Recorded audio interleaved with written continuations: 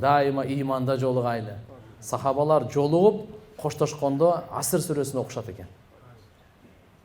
Болбосо Ихлас сүрөсүнүн фазилети Аср сүрөсүнөн чоң да.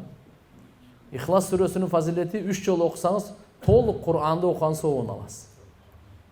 Кул хуваллаху ахад, Аллаху самад, лам ялид ва лам юлад ва лам якун лаху куфуан ахад.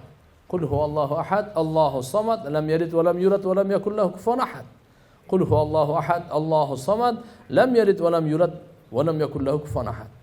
3 жолу ким Ихлас сүрөсүн окуса, пайгамбарыбыз айткан, толук Кур'анды соогун алат. Аср сүрөсүндө мындай улуу сооп жок. Бирок эмне үчүн анда булар жолукканда Аср сүрөсүн окушат эле? Кана коштошкондо Аср сүрөсүн окушат эле сахабалар. Себеп дегенде Аср сүрөсүндө жоопкерчилик бар. Кандай жоопкерчилик бар? Кара буралык мусулман бир туугандар, сиздер бул жерде болосуздар, башка жерде болосуздар, мен бул жерде боломбу, башка жерде боломбу? Бирок унутпайлы, биз динди таркатышыбыз керек. Акыйкатты таркатышыбыз керек. Мына Аср сүрөсүндө Алла субханаху ва таала ант ичип айтканда: "Вал аср иннал инсана лафи хуср илля аллазина аману ва амилус салихат ва тавасау бил хак ва тавасау бис сабр." Заман ант. Алла таала ант ичип атат заманга. Адам баласынын бардыгы зыян тартууда. Бардыгы бактысыздыкта. Бирок ким иман келтирип, жакшы амал кылып, акыйкатка бири-бирин чакырып, бири-бирин сабырдуулукка чакыргандардан башка.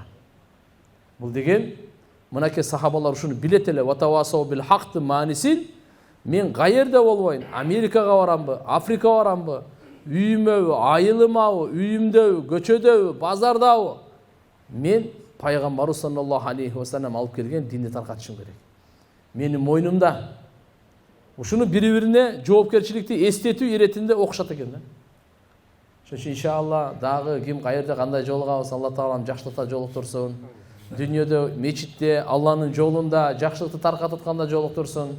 Ахиретте, бейиште жолуктурсун. Бир достор бар экен да, кылмышкер, тоң моюндар экен да. Анан дайыма булар арам иш кылат экен да, бирөөнүн үйүн чагат экен, бирөөнүн тонойт экен, ар кандай кылып жаман арам. Ошентип достордун арасынан бир дос өлүп калды. Кийин ал тияка барса дозокто, караса достору жок. Биякта чоң эле жаман иштерди кылып жүрүшкөн да. Өзү дозокко түшүп калат дагы, караса достору жок. Мен досторум каякта? Сураштырып билсе алар бейиште экен. Анан айт, чоң эле жүрбөдүк беле, бардык жаман иштерди чоң эле кылбадык беле. Мен эмне биякта дозокто силер тиякта бейиште десе? Досум, сен өлгөндөн кийин биз баарыбыз тооба кылганбыз. Сен өлгөндөн кийин биз баарыбыз тооба кылганбыз, айланайын бул жолго кадам таштасак өлөйүн, болду эми деп мечит менен каттап ушу жакшы болду, оңолду, ошон үчүн бейишке чыгып кеттик да. Ошого окшогон армандарда калып кетпейли. Аттиң кап ушуну бекер дос кылыпмын дебейли. Алла таалам ыраазы болсун, менен баяндасам кайра узартып кете берем. Араңыздарда суроо болсо кол көтөрүп кой бере бересиздер. Болбосо мен сөздү уланта берем. Балам бар Рысалинур жамаатында. Рысалинур жамаатында. Кандай жамаат? Рысалинур. Рисалатун Нур. Сайт Нурсудун китеп окушат. Ал даватка чык, сакал кой бер десем болбойт да. Жок, биз деле али акыры сүйлөп вал жамаатпыз, туура жолдобуз деп, азыр илими да күчтүү да жакшы. Окушат. Анан экинчи суроом бир жооп берип кетейин сразу балдарга. Даватка чык, сакал кой десе болбойт дейт. Бирок Рисалатун Нур жамаатында Сайид Нурси деген улуу алым өткөн, Бадиуз Заман деген. Тугандар мындай да, баарыбыз жүздөнө турган, карай турган Мухаммадур Расулуллах. Биз ушуну унутпайлы. Ар бир алым көзүбүздүн кареги. Бардыгын сыйлайбыз. Бирок бизге үлгү эмес ал. Сиздерге мен да үлгү эмесмин. Менен улуу адамдардын бардыгы үлгү эмес. Бир адам үлгү. Лакад кана лакум фи расулиллахи усватун хасана. Пайгамбарыбыз Мухаммад алейхиссаламды Алла үлгү кылган. Пайгамбарыбызды карап түздөнүңүз. Эмнени аткарса ошону аткарыңыз. Эмнени таштаса ошону таштаңыз. Allah айтты, өзінің Құранында айтты, қиямат күнге чейин оқыла тұрған. وَمَا آتَاكُمُ الرَّسُولُ فَخُذُوهُ وَمَا نَهَاكُمْ عَنْهُ فَانْتَهُوا. Эмне нерсени Мухаммад Расулулла силерге берсе, ошону карман кыла, ошону тут кыла, ошону ал кыла. Эмне нерседен силерди тыйса, тыйыл кыла. Пайгамбар саллаллаху алейхи ва саллям 23 жыл дават кылды. 23 жыл Куран түштү, 23 жыл Куранды жеткирди. Куранды чечмелөөсүн жеткирди. Жашоосу Куран болду. Пайгамбар саллаллаху алейхи ва саллям айнанайын сакал бардык пайгамбарларды меники эле эмес, бардык пайгамбарлардын сүннөтү деп кой. Буйрук берип койду. Ошон үчүн биз улуу адамдарды урматтайбыз. Бирок эгерде мынандай маселеге келип кала турган болсо, пайгамбарыбызды карайбыз.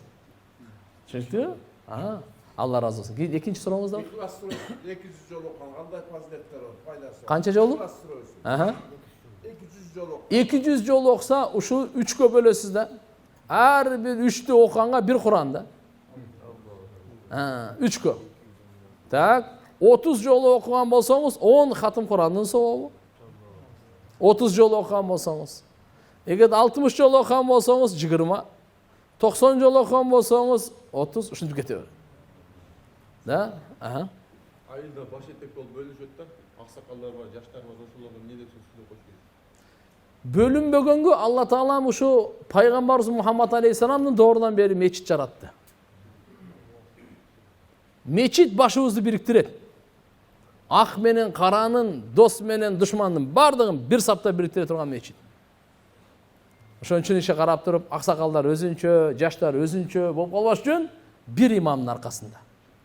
İmam barбы? Вакыт. Аркасында иншалла 5 вакыт намазды окуйлу, өзүнөн өзү биригип кетет. Эгер 5 вакыт намазга келбесек, бөлүнө беребиз. Барып ар жерде бөлүнө беребиз, тамак ашта бөлүнөбүз, ар кандай болуп. Урууларга бөлүнөбүз. Шайтандын иши бөлүү. Шайтандын иши бөлүү. Пайгамбардын иши бириктирүү. Ошон үчүн иншалла биз бириккенге аракет кылайлы. Пайгамбарыбыздын улуу дуасы бар. Аллахумма аллиф байна кулубина ва аслих зата байнина. Я Алла, жүрөктөрүбүздү бириктиргин, арабызды оңдогун деп. Жаштар улууларды урматтасын, уруулар кичүүлөрдү ыззаттасын. Экөө тең сүннөт. Жогоруда айтпадыңызбы? Зекеттен үшүр тууралычы? Ошондо кайрак жер бар, анан сугат жер бар. Ошолордон канчадан билим бериш керек жана ошону жакын туугандарга өтөбү? Мынау мисалы үшүр боюнча айтат да. Үшүр боюнча туура. Кайрак жерден, сугат жерден экөө эки бөлөк. Эгерде кайрак жерден үшүр ала турган болсоңуз, буудайбы, бедеби, арпабы, фасольбу, анда 10дон бири. Эгерде сугат жерден каратыр, өзүңүз сугарып, мээнет кылып, суу буруп келип, анын акчасын төлөп, анда 20дан бири. Анда 20дан бири. 20 килограмма 1 килограмм деген сөз да. Анан ки туугандарга берсе болот. Зекетти бир туугандарга берсе болот. Үшүрдү дагы бир туугандарга берсе болот. Бир эле шарты бар, кембагал болсун да. Эгерде кембагал болбосо, болбойт анда. Кембагал деп бүгүн кимди эсептейбиз? 280.500 сом. Быйылкы Рамазаны, кийинки Рамазанга чейинки чечим ушул. 280.500. Бұл 85 грамм алтын менен чечилет. Кимде 280.500 сому болсо, ал кембагал эмес. Бул сөзсүз эле наличие акчасы эмес. Мисалы 100.000 сом наличие бар, ал эми 180.000 товар дүкөнү бар. Сатканга, алганга. Ага зекет өтпөйт. А кимде бул жок болсо, ошого зекет өтөт. Дагы суроо?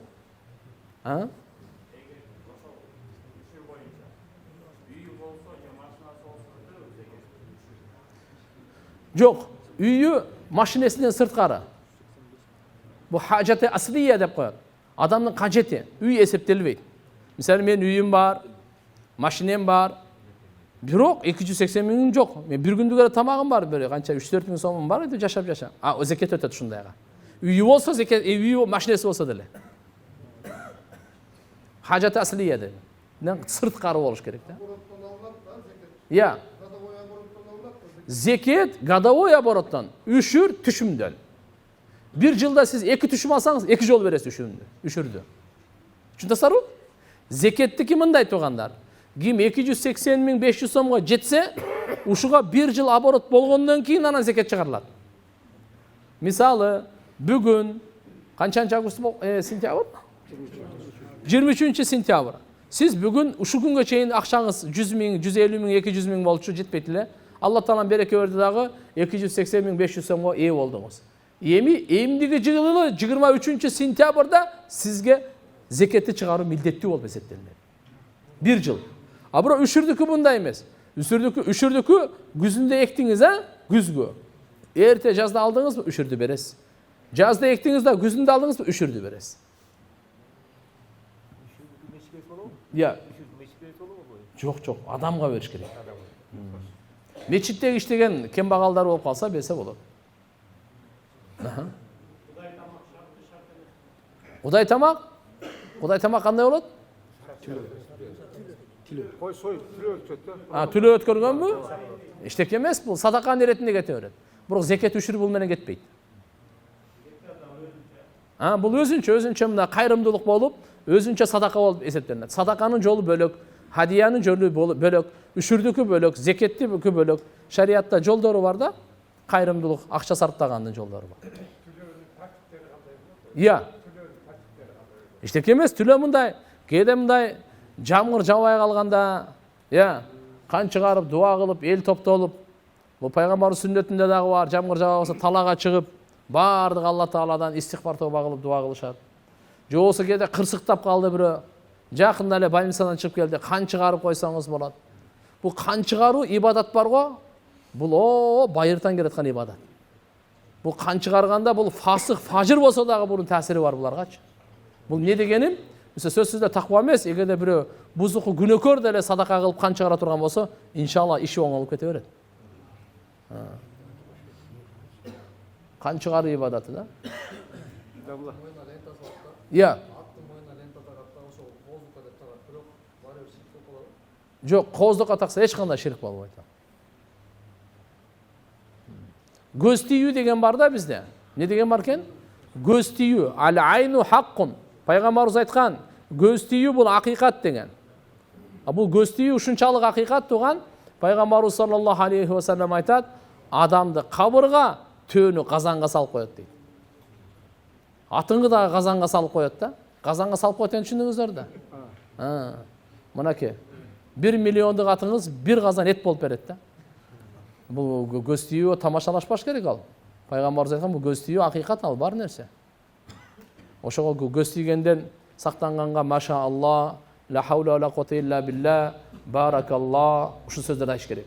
Бул айтылбай калган болсо, кимдин көзү тийсе, ошол көзү тийген кишини жуундуруп, ошо суу менен кимге көз тийсе, ошону жуундуруш керек. Ошондо кетет. Бул пайгамбарлык нуска. Дагы сыноо менен акыбалдын айырмасын айтып бересизби? Сыноо менен акыбал. Сыноо жакшылык менен дагы, жамандык менен деле кете берет.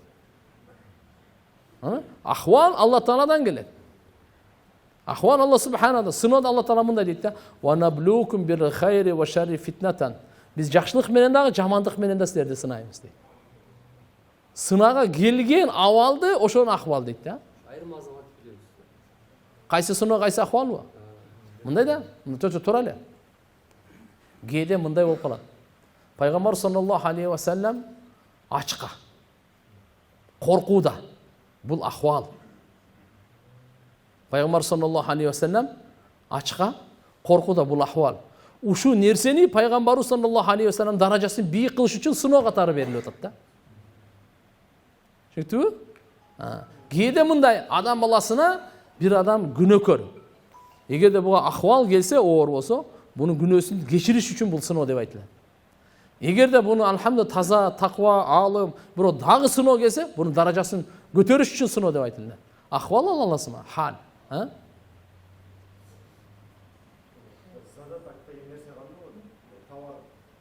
Кандай? Товарга келди да бирөөчү моуну сатпай туруп, мен мынчанчаны алып кетем деп акча берет го. Задатык таштаппы? 1000 сомдук товар болсо сатпай турчу деп сом берди да. Мынчанчаны алып кетем деп келип кайта акчамды бер дейби, же кандай болот деп ошол. Арбун деп коет бизде. Эгерде мындай, сизге келип таштап кетти, ошол сиздин товарыңыз бузулуп кете турган товар. Помидор. Мисалы да.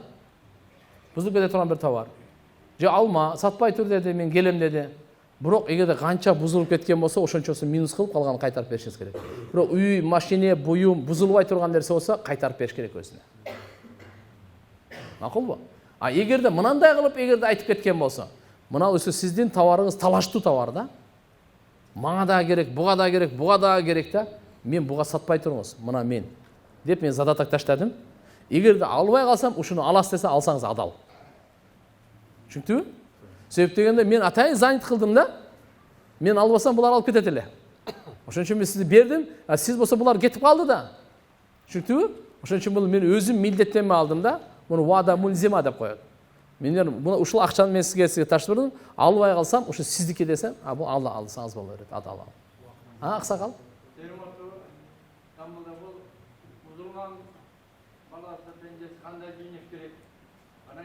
Не кылыш керек дейт?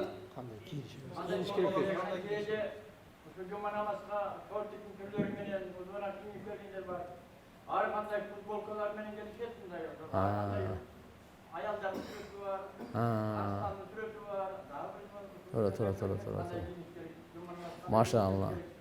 Китабул либас дейт. Атайы биздин дин шариятыбызда кийим кийинүү адеби маселелери бар. Вот ошол жерде эркектин кийими, аялдын кийими деп бөлөт. Эң биринчиден адал кийим болуш керек. Уурулук эмес. Анан эң мыкты жакшы кийим эркектерге ак кийим дейт. Анан зафарандын түсү өңү бар го, зафарандыкы. Зафаранды билесиздер, булар мындайда кызыл менен сарынын ортосундагы түс. Эркектерге болбойт ушул. Жана сары терең өтө сап-сары бар го, кып-кызыл. Буларда эркектерге болбойт. Эми сүрөт тартылган болсо, ал таптакыр эле. Мейли жайлоонун сүрөтү болсун, андай эчтеке эмес. Үйп-үй. Бирок адамдын жана жаныбардын көзү бар, мурдоозу бар, кулагы бар. Ушундай болсо, ал болбойт ала. Аны айтып атканы азыркы биздин алхамдулилла динибизде туугандар өзү уяттуу жерди жашыруу тизеден киндикке чейин. Киндикке чейин булго фарыз. А денени толук жашыруу өзүнчө сүннөт. Имандан кийин эле биринчи фарыз уяттуу жерди жашыруу болуп эсептелет. Уяттуу жерди жашыруу болуп эсептелет. Ошон үчүн иншалла кийимге өтө маани бериш керек. Эркектерге жибектин кийимин кийсе болбойт, аялдарга боло берет. Жибектин кийимин кийип алар, алтын тагынабы, кызылбы, сарыбы аларга боло берет. Бул түстөгүлөр эркектерге тыюу салынган. Болобуз, бүттүбү? Сиздин баяныңыздан даараты болуп туруп, даарат алса, кыяматта таразанын сол табагынан дейби, даараттын суусу коюлат деген укам. Так, ал жаштан коюнчу. Сиздин баяныңыздан даараты болуп туруп, даарат алса, кыяматта таразанын сол табагына даараттын суусу коюлат дегенин уккам. Башкаларга айтсам, даарат бар туруп даарат алсаң, нур үстүнө нур деген хадис эмне болот деген суроо берди. Мындай туугандар. Ибн Мажа китебинде келет, пайгамбарыбыз саллаллаху алейхи ва саллям айтат, кимдин даараты болуп туруп, үстүнө даарат ала турган болсо, 10 сооп. 10 эсе сооп болот. Бул нурдун үстүнө нур болот. Так. Бирок кайсыл учурда жакшы түшүнүп алайлы туугандар. Кеже пайгамбарыбыз айтып атат, 3 жолу ар бир мүчөнү жууган, шараф сүннөт. 3төн аша турган болсоңуз, зулумдук күнөө болот дейт. Сараф. Жана хадисте келет, залама таадда деп келет. Демек 3төн ашык. Бул жерде даарат алып, кайра үстүнө даарат алсаңыз, бул исраф эмеспи? Мен аз даарат алдым, дагы даарат алам. 3 жолу, 5 жолу даарат ала берсем, исраф болбойбу? Исраф болот да. Анда мына хадисте пайгамбарыбыздын сөзү кандай? Даараттын үстүнө даарат. Аалымдар мындай деп чечмелеп берет. Кайсы амалды дааратсыз кылуу мүмкүн эмес? Ошондой амал өтүш керек да. Мисалы, сиз бир даарат алдыңызбы? Намаз окушуңуз керек. Анан даарат алсаңыз, ошого 10 сооп болот. Түшүндүңүзбү? Намаз окуба, же болсо даарат алдыңызбы? Куран кармаңыз. Куран кармагандан кийин кайра даарат алсаңыз, ушуга 10 сооп болот. Түшүнөсүзбү? А эгерде сиз намаз окубай эле, Кур'ан кармабай эле, кайра эле даарат ала берсеңиз, ал исрап болот. Түшүндүктүбү? Ошон үчүн баягы эгерде сиз нурдун үстүнө нур алайын деп атсаңыз, сооптун үстүнө сооп алайын десеңиз, анда ошо бир даараттан кийин минимум 2 рекет намаз окуш керек. Анан даарат алсаңыз болот.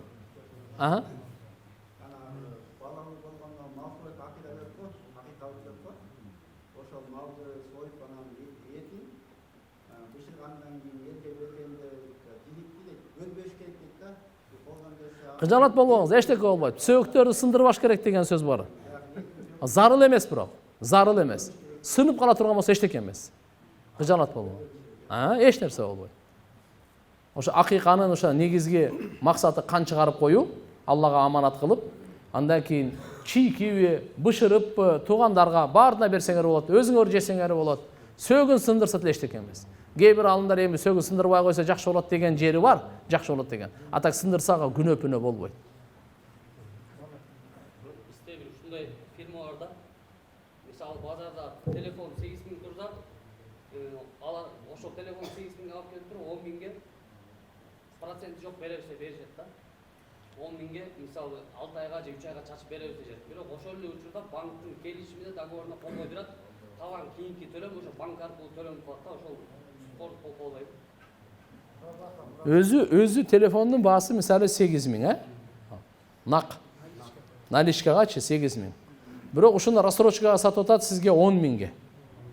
Бул адал эле. Бул адал туугандар.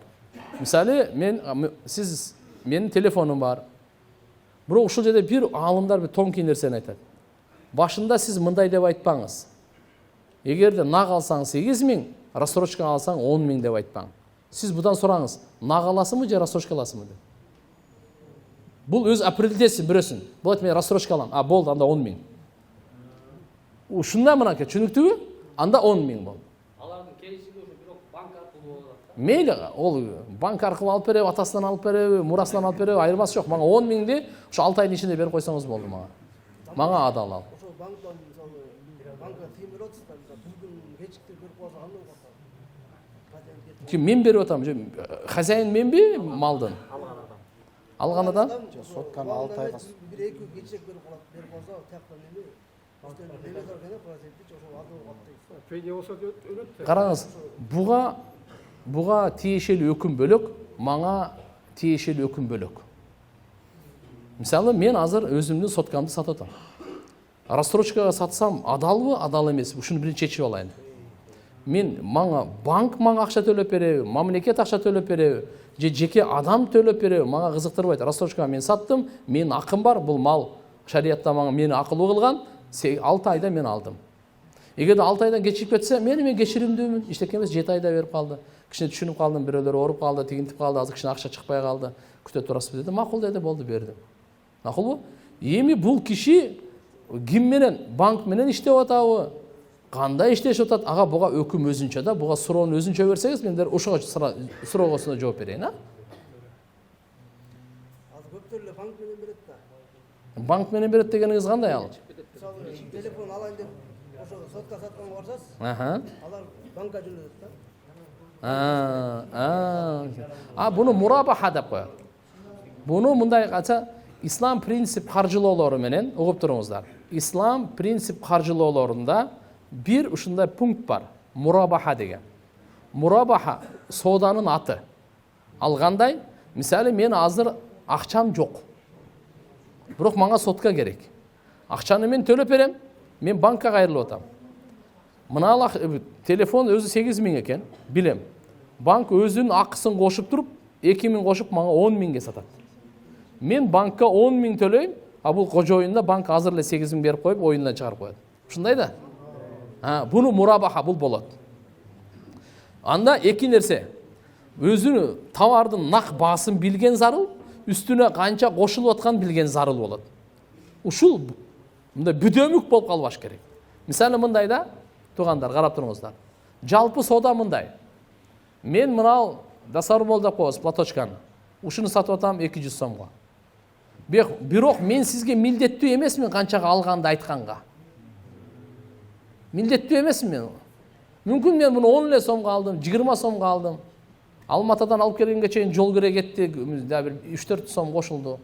Бирок канчага мага турду, канчага алдым, сизге айткам. Мен сизге айтып атам, 200 сомго алсаңыз алыңыз, албасаңыз. Сиз айттыңыз 180ге. Макул бердим. Бирок канчага алганды айтуу милдеттүү эмес. Мына мурабахада канчага алган билиши сөзсүз зарыл. Ушу экөөнүн ушу айырмасы бар да.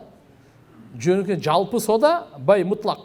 Ошондой эле бай мурабахада ушу экөөнүн айырмасы бар. Азыркындай кылып ислам принцип каржылоосу менен сата турган болсо болот.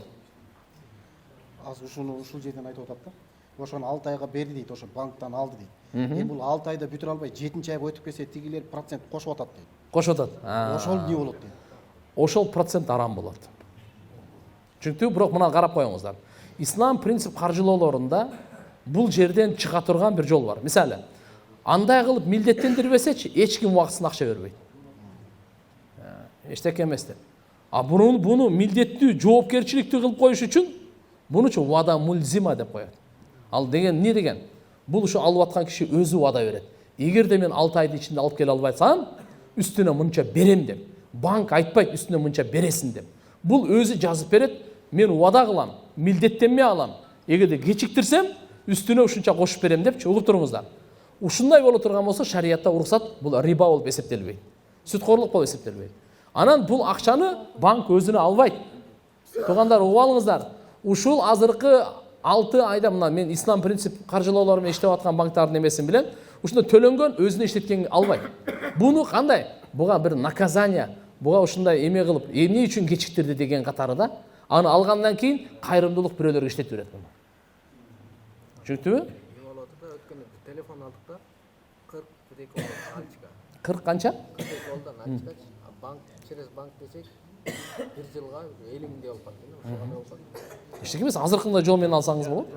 Ишке кандай ошо 8 миңдей кошулуп калды, бирок процент ишке кошулабы? Жок, бул процент эмес бул. Бул процент эмес. Мисалы мындай да, экөөбүз мен жакшы түшүндүрүп берейин. Банкты чыгарып салыңыз. Экөөбүз эле турабыз. Сизде акча жок. Менде акча бар. Менде акча бар. Вот. Менде акча бар, ошо 42 миң сом менде бар да. Сен айтасың, Максат байке, мага телефон керек эле. Акча алып берип турбайсызбы? Мен өзүм иштеп акча мен табам, мен телефон менен, мен блогермин. Анан 1 жылдын ичинде таап берем. Хорошо. Мен бул кишиден сатып алдым 42 миң сом сатып алдым дагы. Мен да акча пайда көрүшүм керек эмен. Мага телефондун кереги жок. Ошол эле 42 миң сомду сага 50 миң сомго саттым. Бирок сага сатып атам рассрочкага. Азыр сен наличие алып атасың менин колуманчы телефонду. Бирок 1 жылда кутуласың мага. Мен да пайда көрөйүн да. Сага да пайда болуп атат. Убактысында азыр эмес, сен айлыгыңдан бере бересиң. Же болбосо күзүндө фасон сатканда бересиң.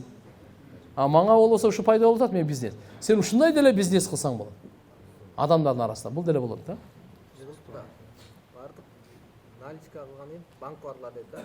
Барсак банк 42 миң наличка берет. 42 миң тияк беребиз да, анан банкка биз 50 миң беребиз да ай сайын. Болот. Ай сайын 50 миң беребиз, ай сайын болот. А бөлүп бересиң да. Азыркындай эле мурабаха ислам принцип каржылоолордун өзүнүнчө уставтары бар. Ошого түшө турган болсо, ошол ислам принцип каржылоосунда атабы?